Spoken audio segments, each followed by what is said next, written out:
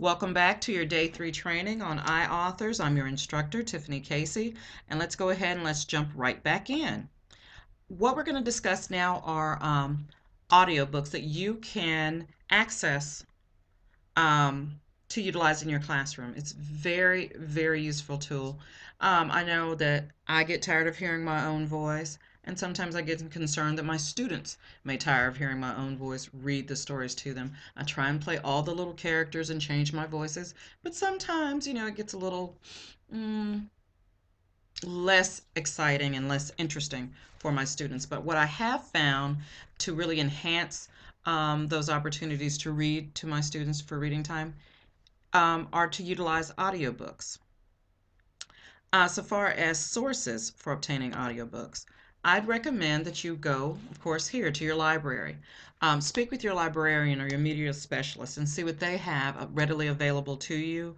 I know a lot of times it's the information on disc or the information that you can find, that goes right along with the book, or maybe still cassettes or things of that nature. But go start there first, and work in tandem and team up with your librarian to give you resources. That's what they're there for, and they're awesome with that. But beyond what they have to offer you, I have a gift for you. I have several resources I'd like to share with you that you can readily jump in and start using. The first gift that I have for you are ready to go sites. These are sites that don't require a sign up, don't require a membership, and most importantly, they don't require a download, where you have to download things onto your computer systems and take up more of your memory and your space. But with these sites, they're absolutely ready to go as soon as you click in. So let's get started. The first one I have for you here, here's the web address. Take a look at it now. I will give it to you again at the end of the session. This is what the web page looks like when you open it up. It's beautiful. As you can see here, you can select titles, authors, readers, and the books. The book covers are right there for you, as opposed to them being listed and you having to read through and find them. Gives you a lot of visual cues as to what to select. So we're going to click here and go on to the SAG, which is the Screen Actors Guild Foundation's Storyline Online website. And this is one of my absolute favorites to go to. Here we go. And again, as we said, it could show a listing by title. And what will happen if you choose by title is it'll just rearrange. Let's do that. Click there. It will rearrange all the books into alphabetical order. So we're starting with A Bad Case of the Stripes, Brave Irene, Chester's Way, Enemy Pie, and so on and so forth. As you see, there are quite a few books that are available, very popular picture books that are available in the website, on this website. You can select it by author, which will of course arrange them all in author order, alpha order by author's last name. And you can also select by reader. Sometimes we've actually there may be a new movie out or something like that, and they recognize certain actors, their faces, or their voices. This will allow you to make the selection by author. It gives you the picture as well as the sound. And let's scroll back up, and let's actually make a selection. When you make a selection, it immediately clicks in. We're going to select A Bad Case of the Stripes. Now that we have A Bad Case of the Stripes up, I'm going to scroll down a little bit so you can appreciate the entire screen. As you can see, this is 11 minutes, 52 seconds long. And pushing this, it will go into a little small intro from the actor and then go straight into the storyline itself. And it's really, really a great interactive story opportunity. Now, let's go to the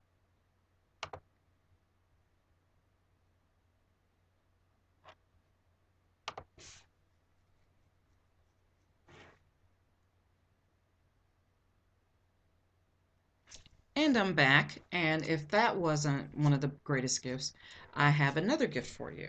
And the next website that I have is Read to Me Las Vegas.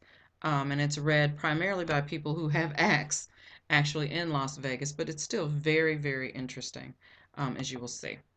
Here we're looking at what the home screen looks like. We're going to click on that and go straight into the site. This is the home screen of the Read to Me, a youth reading program site. As you can see, it very clearly outlined what it has to offer you. We start here on the upper left. We have books. We have lesson plans that can help you to integrate these books into your lessons, into your curriculum, and we have information about them. The website, as soon as you start it up, the kids go straight into talking.